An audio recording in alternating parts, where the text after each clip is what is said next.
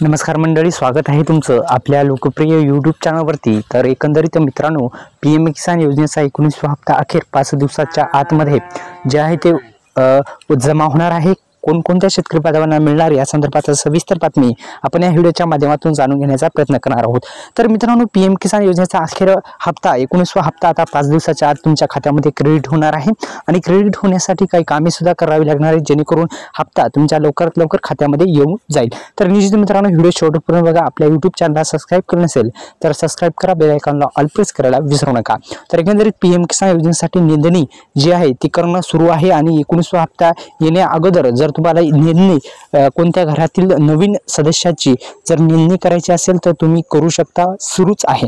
तर निश्चित मित्रांनो, नोंदणी करू शकता, CSC सेंटरला भेट द्या। तर मित्रांनो, आता PM किसान योजनेचा 19वा हप्ता तुमच्या खात्यामध्ये जमा होणार आहे आणि 19वा हप्ता जमा होण्यापूर्वी तुम्हाला KYC प्रक्रिया पूर्ण करणं गरजेचं आहे। लँड सेलिंग स्टेटस, आधार सेलिंग स्टेटस हे तिन्ही प्रॉब्लेम दुरुस्त करणं गरजेचं आहे, जेणेकरून येणारा हप्ता जो आहे तुमच्या खात्यामध्ये क्रेडिट होणार आहे।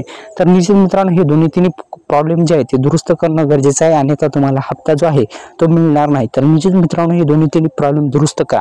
हे तिन्ही प्रॉब्लेम दुरुस्त करणं गरजेचं आहे। ते तिन्ही प्रॉब्लेम तुम्ही दुरुस्त करायचे आहेत, कारण की हे तीन प्रॉब्लेम दुरुस्त केले तर तुमच्या खात्यामध्ये 19वा हप्ता जमा होणार आहे, अन्यथा होणार नाही।